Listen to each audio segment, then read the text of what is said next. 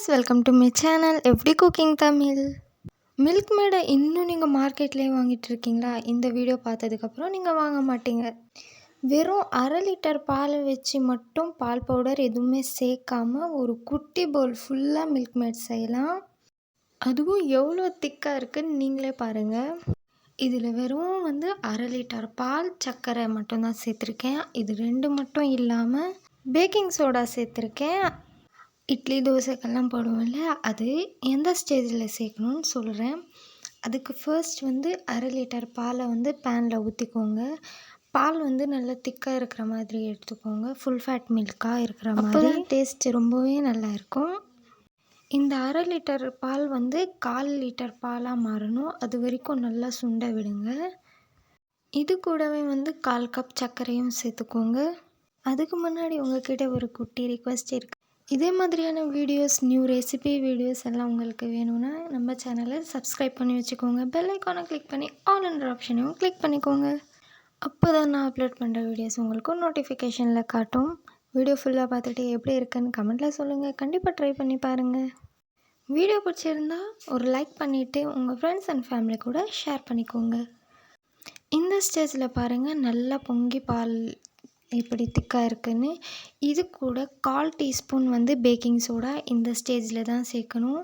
சேர்த்த உடனே பொங்குற மாதிரி இருக்கும். பயப்படாதீங்க, பொங்கி அது அப்படியே அப்சர்வ் ஆகிருக்கும். பேக்கிங் சோடா எதுக்கு சேர்க்குறோன்னா, அந்த மில்க் மேடோட கன்சிஸ்டன்சி சீக்கிரமாக நம்மளுக்கு கிடைக்கும். அது சேர்த்ததுக்கப்புறமா பாருங்கள், நுரையாக இந்த மாதிரி தான் இருக்கும். இது இப்படியே நீங்கள் கலந்துகிட்டே இருக்கணும். 5லேருந்து 7 நிமிஷத்துக்குள்ளே உங்களோட மில்க் மேட் ரெடி ஆகிடும்.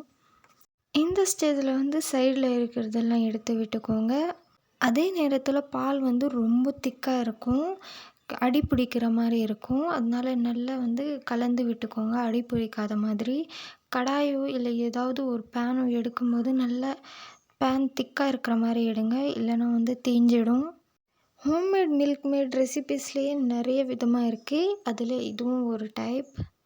இந்த மெத்தட் யூஸ் பண்ணி நீங்கள் மேக் பண்ணிங்கன்னா அப்படியே அந்த மில்க் மேடோட டேஸ்ட் எப்படி இருக்குமோ அதே மாதிரி இருக்கும். ஸோ இந்த மெத்தடை கண்டிப்பாக ஒரு தடவை ட்ரை பண்ணி பாருங்கள். இதே மெத்தடில் தான் நீங்கள் செய்வீங்க. ஏன்னா டேஸ்ட் அவ்வளோ சூப்பராக இருக்கும். இப்போ பாருங்கள், முதல்ல சேர்த்ததை விட எவ்வளோ திக்காக இருக்குதுன்னு சொல்லிட்டு இந்த ஸ்டேஜில் ஸ்டவ் ஆஃப் பண்ணிவிடுங்க. அவ்வளோதான், மில்க் மேட் ரெடி ஆகிடுச்சு. ஃப்ரிட்ஜில் வச்சு ஒரு பவுலில் போட்டு ஃப்ரிட்ஜில் வச்சு எடுத்திங்கன்னா இன்னும் கொஞ்சம் கூட திக்காகும். அவ்வளோதான், மார்க்கெட்டில் கிடைக்கிற மாதிரி அதே டேஸ்ட் அண்ட் டெக்ஸ்சரில் மில்க் மேட் ரெடி ஆகிடுச்சு. இதே மாதிரியான இன்னொரு வீடியோவில் பார்க்கலாம். தேங்க்யூ ஃபார் வாட்சிங். இந்த வீடியோவும் பாருங்கள், யூஸ்ஃபுல்லாக